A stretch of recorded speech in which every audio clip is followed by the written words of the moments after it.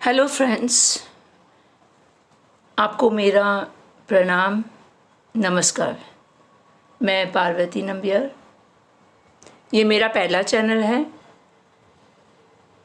पहला और नया चैनल है ज़ोडिएक ज़ोन। इस चैनल के थ्रू मैं आपको न्यूमरोलॉजी के बारे में, स्टार्स एंड प्लैनेट्स के बारे में और जो देवी देवता है उनके बारे में भी मैं बात करने वाली हूँ। मेरा ये पहला वीडियो मैंने अर्पित किया है माँ पार्वती, देवी पार्वती को और भोलेनाथ पिता महादेव को। तो दोस्तों, आज मैं जो बात करने वाली हूँ आप सबको पता है, और वो है श्री शिव पार्वती स्तुति। और जो हम सोमवार व्रत रखते हैं या शुक्रवार व्रत रखते हैं, वो कितना महत्व वाली बात है, तो इसके बारे में हम जानते हैं। तो पहले शुरू करते हैं स्तुति से। कर्पूरगौरम करुणावतारम संसारसारम भुजगेन्द्रहारम सदा वसंतं हृदयारविंदे भवं भवानी सहितं नमामि। हम जब माँ पार्वती और भोलेनाथ को हम साथ में जब हम प्रणाम करते हैं, पूजा करते हैं, तो वो बहुत बड़ी बात है। वह इसलिए कि माँ पार्वती के जो दृढ़ निश्चय थी शंकर भोलेनाथ से विवाह करने की, तो ये सब जो सोमवार व्रत है उससे जुड़ी हुई है। आपको पता होगा कि माँ पार्वती अपने पिछले जन्म में देवी सती थी। तो बात यह है कि देवी सती को पहले से ही, बचपन से ही शंकर भगवान से विवाह करने की जो आग्रह है वह पहले से ही थी, या ये बोलो कि उनका ये जो अवतार है उससे भी पहले थी ये। तो देवी पार्वती ने देवी सती अपने जो पिता है दक्ष प्रजापति, उनको स्पष्ट कर दिया कि वे शादी करेंगी तो वह सिर्फ शंकर भगवान से ही होगा। तो दक्ष प्रजापति पिता थे, तो कि आपको पता है दोस्तों, माता पिता तो यही चाहेंगे कि उनकी पुत्री कोई अच्छे पुरुष से शादी करे जो बहुत ही धनवान हो और बहुत ही अपने पुत्री को सुखी संसार दे। और भगवान शिव कैसे थे? बहुत ही सरल थे, उनका जीवन भी उतना ही सरल था। वे तो एक ब्रह्मचारी के जीवन जी रहे थे, और उनका तो निवास स्थान तो पर्वत होता या वन होता या शमशान घाट होता। तो और उनके जो गण थे, जो भूत गण थे, और सभी देवता, देवी देवता और सभी लोग शंकर भगवान को बहुत ही प्यार करते थे और उनके साथ ही रहते थे।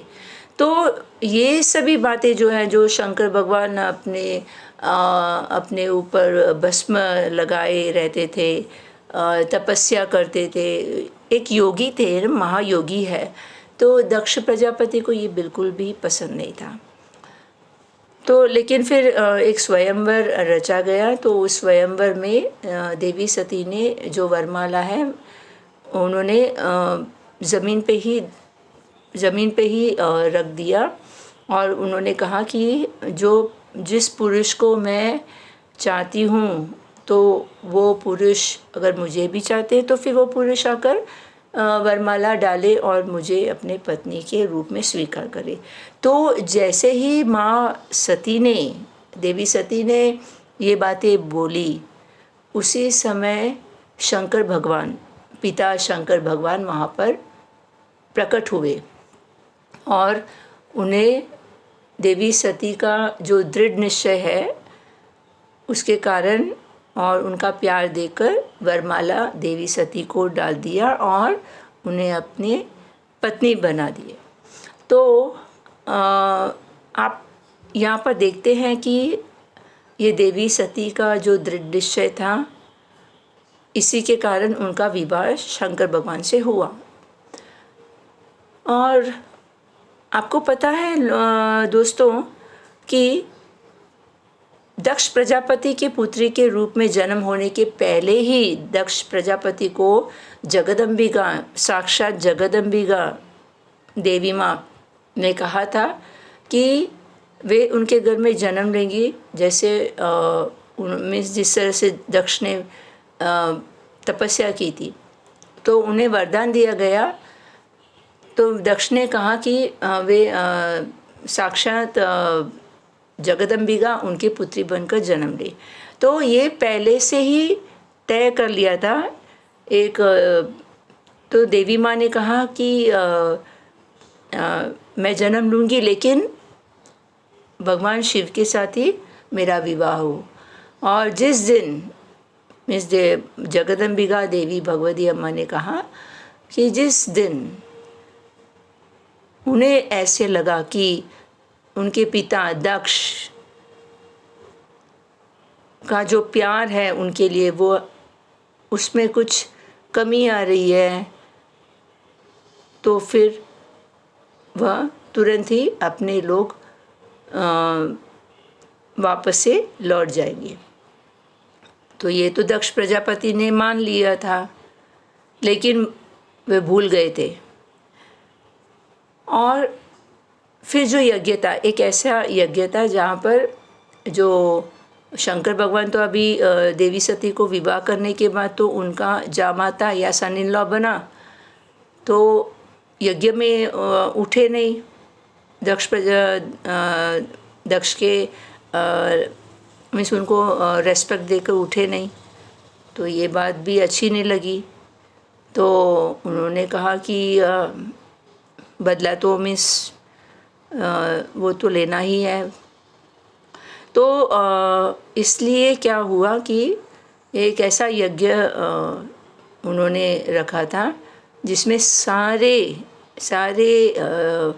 जो भगवान थे, देवी देवता और जो जितने भी सारे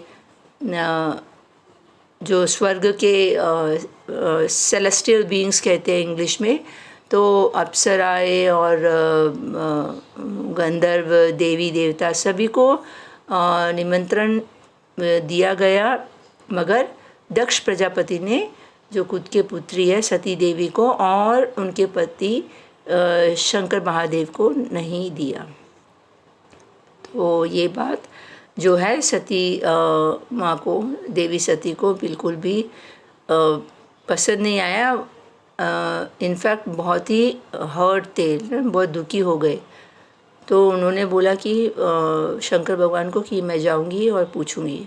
तो शंकर भगवान ने उन्हें जाने से मना किया था, वो इसलिए कि उनको पता था कि क्या संभव होने वाला है। तो देवी सती ने सुना, मीन्स उनका कहना माना नहीं और वे चले गए वो यज्ञ में भाग लेने के लिए। मगर वहाँ पर पहुँचते ही पिता से प्रश्न किया तो पिता बहुत ही क्रोधित हो गए और उन्होंने शंकर भगवान का ऐसा अपमान किया जिससे सुनकर देवी माँ ने ठान लिया कि बस इतना ही और नहीं सहन पाऊंगी। तो उन्होंने अपने जो वे योगिनी थे, तो फिर उनके जो योगिक पावर्स थे, जो कुंडलिनी शक्तियाँ थी, उन्हें जागृत कर उन्होंने जो देह है, बॉडी को त्याग दिया। और इसके बाद जो हुआ वो सबको पता है कि किस तरह से शंकर भगवान ने वीरभद्र और भद्रकाली को दक्ष के यज्ञ में जाकर सब कुछ विनाश करने का आदेश दिया, जो उन्होंने कर लिया। और दक्ष का जो सिर है वो उन्होंने काट कर उन्होंने कुंड में ही डाल दिया, तो वो जल के भस्म हो गया। तो बात यह है कि यज्ञ तो ऐसे हुआ, और लेकिन फिर वहाँ पर विष्णु भगवान प्रकट हुए। विष्णु भगवान ने कहा भगवान शंकर से कि ये यज्ञ जो है वो किसी भी तरह से होना ही है, पूरा फुल जो ब्रह्मांड है, ब्रह्मांड के लिए और सब लोगों के लिए, सारे जीव जंतु जो है सब के लिए अच्छा है। तो वैसे उस यज्ञ को पूरा करने के लिए ही शंकर भगवान ने फिर से दक्ष प्रजापति को जीवन दान दिया। और लेकिन फिर जो उनका जो सिर था वो तो फिर जल गया था, तो उन्होंने जो बकरा है उसका जो सिर है वो डाल दिया। और वैसे दक्ष प्रजापति जीवित होकर उन्होंने वह यज्ञ को पूर्ण कर क्षमा मांगकर और फिर बाद में भगवान विष्णु ने शिव भगवान को हविष दिया उस पूजा का। लेकिन अभी जो हुआ यज्ञ तो पूरा हुआ, लेकिन भगवान भोलेनाथ शंकर पिता शंकर महादेव वे बहुत ही दुखी थे।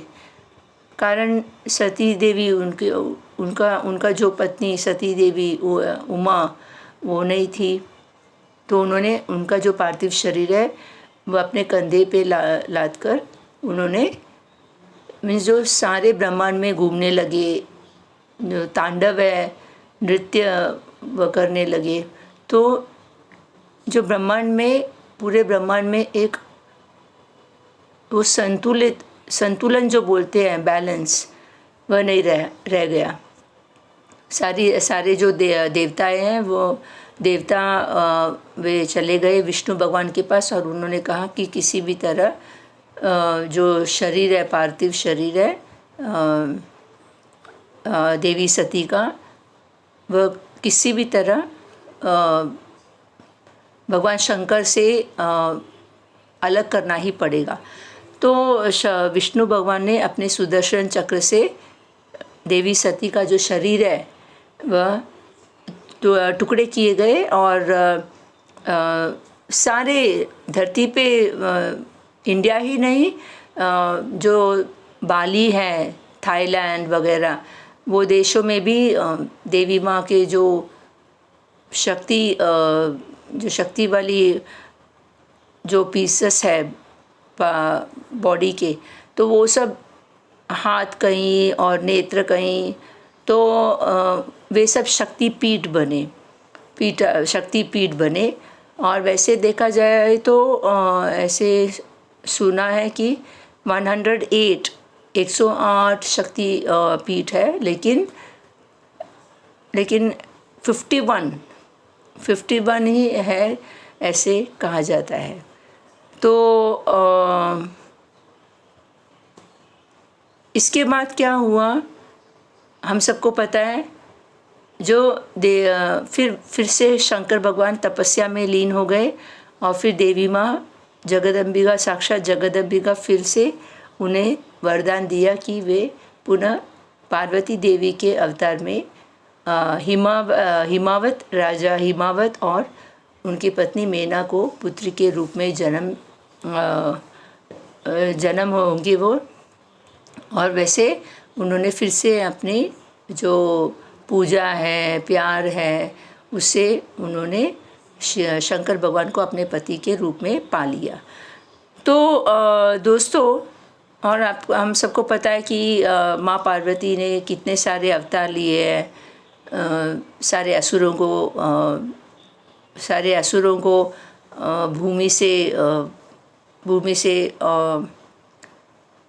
मुक्त करने के लिए, इन द सेंस कि वो जो असुर है वे तो धरती पे रह नहीं सकते हैं, तो देवी पार्वती ने बहुत सारे अवतार लिए थे और उसमें एक है माँ दुर्गा का अवतार, जिसके वजह से उन्होंने महिषासुर असुर जो थे उनको उन्होंने अपने जो त्रिशूल है उससे उन्होंने ख़त्म कर दिया। तो ये रही बात माँ पार्वती की और पिता शंकर महादेव के। तो इसलिए दोस्तों हम आज भी हिंदू धर्म में सोमवार व्रत जो है वो लेना बहुत ही अच्छा होता है, और शुक्रवार का भी। तो ये दोनों भी देवी माँ से जुड़े हैं और शंकर भगवान से भी। तो दोस्तों मैं यहाँ पर अपनी जो बात है वो यहाँ पर मैं ख़त्म करती हूँ। आशा है कि आपको मेरा वीडियो अच्छा लगा, तो उसे लाइक करें और सब्सक्राइब करें, और मैं आपकी व्यूज़ जानना चाहूँगी तो कमेंट बॉक्स में डालें, जिससे मैं अपना वीडियो और भी इम्प्रूव करूँ। तो अगर मैंने अपने जो लैंग्वेज है, तो लैंग्वेज में मैंने अगर कोई गलती की है, हिंदी और इंग्लिश मैंने यूज़ किया है और आपको बुरा लगा है, तो फिर मुझे क्षमा करें। मेरा जो अगला वीडियो होगा न्यूमरोलॉजी के बारे में होगा, तो फिर मैं इंग्लिश में ही कन्वर्स करूँगी। एंड आपको मुझे विश्वास है कि आपको मेरा वीडियोस अच्छा लगेंगे। तो thank you so much for watching my video, and I'll be coming up with a new video on numerology which will help you a lot. So thank you once again, my friends.